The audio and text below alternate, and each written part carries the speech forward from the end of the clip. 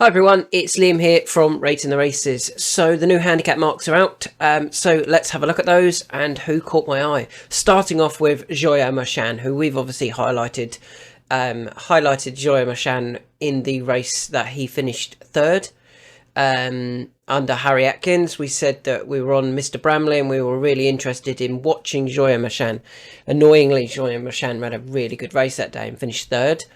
It was 50s, I think, when we highlighted it, or 40s, went off 11s, then went to Ascot and just got beat by Outer Belly. Now, I say just got beat comfortably by Outer Belly, but Joyeux Machin just really couldn't keep up for a long way and eventually got going, running on really strongly for another eye-catching second. I really like Joyeux Machin, and I think just a little bit of a step up in trip will be enough. I don't think they have to go right up to 3 mile just yet. 2.5, I think, will be absolutely fine. Ascot wasn't quite 2.5. I really feel at Cheltenham a 2.5 would be satisfactory, and they would go really well. Interesting also, Harry Atkins has ridden Joyeux Machin twice now already. Once for Tristan Durrell and once for Harry Skelton. Now, with Harry having that experience on Joyeux Machin, Harry Atkins that is, with the experience on Joyeux Machin, hopefully they target the Martin Pipe. We've got to remember they've already got Be Aware that's been, left alone since December with the Coral Cup in mind. So they don't need to target that. But they could definitely go for this race here. It's over 2.5 or 2 mile 4 and 56 yards. So a little bit further. They also go a little bit quicker, particularly being the boys' race, the conditional jockeys race. Some of them go a little bit too hard at the front, and I just think that could all set up nicely for Joyeux Machin. Granted, the horse could then end up at Aintree in the 3 mile race. That would probably really suit at the end of the season, but now they obviously haven't qualified for a Pertemps final, and the Martin Pipe looks like the race for me for Joyeux Machin. I really hope it's been entered. I think we've already got the entries, but I haven't seen them just yet. Next one I want to talk about is an obvious one. It's Jeriko Du Reponet. Went up £1 to 135. Job done. His form last year, he really has to be considered for the Pertemps final. And I think he's favourite for it. His defeats of Lump Sum, Fiercely Proud and Secret Squirrel all read really well, and considering he went off 2 to 5 and 4 to 6 when he beat those and beat them comfortably, nudged out one really cosily. They're all have similar-ish marks around this 135, 133, 137. I think Fiercely Proud might even be 139. I'm just going to have a look. Fiercely Proud is rated 137, sorry. So he's rated 137. Jeriko Du Reponet beat Fiercely Proud by about 2 lengths, going away comfortably, and yet Jeriko Du Reponet is actually £2 lower. I mean, his mark is completely wrong. He should be significantly higher. He should be in the 140s at least. They got him carefully qualified for the Pertemps final. It says, the write-up for this horse says, midfield, mistake 9th, soon struggling, headway after 3 out, went third, final 110 yards, stayed on. I mean, it was all about getting him into the top 4 with the final in mind. They've got him into the top 4, and he can now run in the Pertemps final. Going to have a big chance there, I'm sure. So, yeah, the Pertemps final for Jeriko Du Reponet. Moving on to Patriotic, who dropped £1 to 132. Now, I'm convinced that Patriotic wants a bit further. I really feel that the horse needs 3 mile, or can get away with 2.5 on soft. 2.5 on good, which he ran on at Ascot, couldn't keep up. Still was only beaten 13 lengths. Got really well supported despite that. Went off 5 to 1 for a feature handicap. Just needs 2.5 or 3 mile. And the Aintree 3 mile races is where I imagine we might see Patriotic. We might see Patriotic and we might see Joyeux Machin both running at Aintree over 3 mile in April. However, in the meantime, there is this 2 mile 7, 70 yards handicap hurdle at Uttoxeter on the 15th of March. So the day after the Cheltenham Festival finishes. 100 grand total prize money. A good prize to be aiming Patriotic at, and because it's missing Cheltenham, you imagine it might not be as deep a race as some of the races at Cheltenham, the Pertemps Final especially, and those 2.5 handicap hurdles, the Coral Cup, the Martin Pipe, they've all gone there. This race at Uttoxeter could end up being quite significantly easier than what Patriotic has been running in. The 3 mile trip won't be an issue. I think that will really suit Patriotic, and as I said, it's good prize money to be targeting. We move on to Peaky Boy, who changed hands recently, or moved from Nicky Henderson to John Drew O'Neill. Don't totally know why. I guess because Martin Teddem and the Wasdale properties took over from Mr. Harris. What do they do with Peaky Boy? They kept him over 3 mile. He didn't stay 3 mile at Cheltenham. He didn't stay 3 mile at Ascot. Well beaten 88 lengths. I imagine they were hoping for a little bit more of a drop. Only got dropped £1 for that. He's not good enough. He doesn't stay 3 miles, and he's not good enough for the 2.5 at the Cheltenham Festival.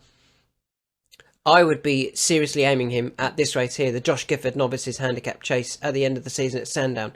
This doesn't often feature top class 2.5 novices.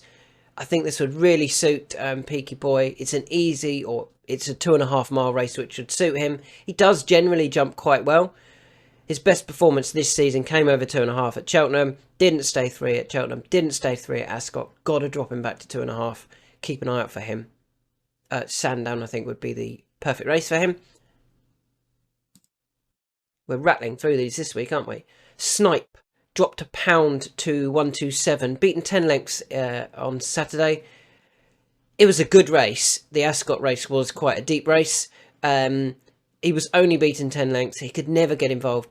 Still only went off 13 to 2. Clearly more was expected of him. Now, I think there's a real obvious one for Snipe, and this would be probably the one that I'd be most confident on if it ran in the race. I was Joyeux Machin, just about does he keep up. Snipe, got to go for this race, hasn't he? The series final at Carlisle. Been to Carlisle twice, finished second on both occasions, including in a qualifier, when beaten 1.5 lengths on his return from 243 days off the track. I think that would really suit him. Going back for the final. The final's worth decent prize money. 15 grand to win it. I mean, they were, yes, to Saturday's race was worth 56. But if they'd finished third, they'd have said we were delighted with third. Now, that's only worth 10 grand for finishing third. It was always going to be tough for them to win the race. The Skeltons could have won it with Chambleu. But let's not keep going on about that, Liam. But, yeah, if Snipe goes to Carlisle for the series final, I would expect him to take all of the beating, to be honest. In what you can see, this race here, none of these would get anywhere close to those at Ascot. Snipe at least finished a decent 8th, beaten only 10 lengths. We move on to Galia Des Liteaux, who found the ground going against her at Haydock. Unusually for Haydock, normally you turn up at Haydock and it's soft, heavy going. Good to soft, bizarrely, on Saturday. That just didn't suit Galia Des Liteaux. She still travelled into it not quite nicely. She hit the lead, 5 out. She was headed 4 out, and then lost places towards the end because she couldn't keep up, because they were going too fast, and the ground really was what cost Galia Des Liteaux. So what do you do with her? I think she's quite ground dependent, and I would be looking at this race here, the Midlands National. I thought her effort in the Grand National on soft ground was a good effort. She was taking on some very good horses. The top 4 were all previous graded horses. 7th was Meeting of the Waters, who still is going to pop up in something like a big handicap soon. And Galia Des Liteaux had ran a really good race, led 2 out, and just got tired late on. Now, she should stay a bit further. She's a year older. It's also the Midlands National won't feature the Grand National graded horses. It will feature handicappers. And I think that would really, that would bring her back to her sort of level. That's what she is. She's a very good handicapper. She's not a graded horse. The thing you would say, though, is she's dropped, as I said, £3 down to a mark of 137. That suddenly means she's £9 lower than when she was running last year at Exeter, £9 lower than when she was running in the Grand National. I mean, even if she ran in the Grand National off that £9 lower mark, you would say she would get a lot closer. Well, if that's the case in the Grand National, surely she can run a really big race in the Midlands National, where she won't be taking on those graded horses. So yeah, the Midlands National for Galia Des Liteaux off a mark now of 137, another £3 dropped off of that. One more to go in this, and I'm also going to throw in a bonus horse at the end.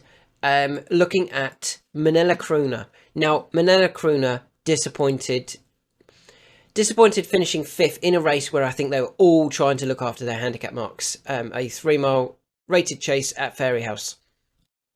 Minella Crooner jumped a bit slow, held up, never got involved. Now, I actually want to see this horse go to Cheltenham. And I want to see the horse run it in like the old teamer. And the reason for that, or maybe could get in the Kim Muir now. Why? Been to Cheltenham twice, pulled up. That's not where I hope the plan is. I hope the plan is to come back for this Pat Taff handicap chase where they beat better times ahead. Currently rated 143. 146. Currently rated 143 now over fences. That's only £1 higher. Ignore my tweet about this. I've got my number wrong on the tweet. Is only £1 higher than when winning this race last year. If you go to Cheltenham and get beat, and it drops another couple of pound, it could turn up for this Pat Taff handicap chase at Punchestown at the end of the season off a lower mark than when winning. I mean, that just looks obvious. Last year they went old teamer, Grand National, pulled up, and then turned up at Punchestown and won. Don't give it that Aintree run. There's no need to run at Aintree this year. You won't get in either. But yeah, no need to run it at Aintree. Go for the race at Punchestown after Cheltenham, and if they turn up off the back of a pulled up, it's not that big a deal, is it? Pulled up, and then went to win. Finished 3rd of 4 in that rated chase last year, or finished 3rd of 4 in a Bobby Joe chase, at Fairyhouse. Similar performance this year at Fairyhouse. Hopefully that Punchestown race is the one that they're after. We've also got to remember, they did actually go to Punchestown at the beginning of this season, in October, went a 5-1 for a grade 3, when at that time was rated 149. Okay, it was a grade 3 and not a handicap, but they clearly felt he was going to perform better than that, because he only went a 5-1, and he was clinically abnormal post-race. So, yeah, got to go back for this race at Punchestown. The final horse I want to give a quick mention to is Git Maker, who the handicapper left alone after finishing a never nearer 4th at Haydock at the weekend. That's fine. Got that horse for the Kim Muir. Ran in the Kim Muir last year, finished 2nd to I Know the Way You're Thinking off a mark of 132. Is currently rated 133. Got beat by I Know the Way You're Thinking. Isn't that horse favourite for the Grand National now? Favourite for the Grand National. Went on to win a Grade 1 at Aintree, beating Iroko. Has since competed in the Punchestown Chase Grade 1, the Leopardstown Savills Chase Grade 1, and the Irish Gold Cup Grade 1. So since beating Git Maker, that horse has featured in 4 Grade 1 races and is now favourite for the Grand National. Surely Git Maker has a massive chance of returning for the Kim Muir. And ran an eye-catching race at Haydock. Couldn't get involved early and then finished really strongly. I wonder whether they'd left, they were giving it plenty to do with the Kim Muir in mind, having seen what I Know the Way You're Thinking is now doing. So there's my horses from my handicap analysis. As I've mentioned, ignore my tweet about Minella Crooner. I got that wrong. The horse has actually dropped £3 to 143, not 142. 146 as I've put, now down to 143. Got to go back for that Pat Taff race at the end of the season.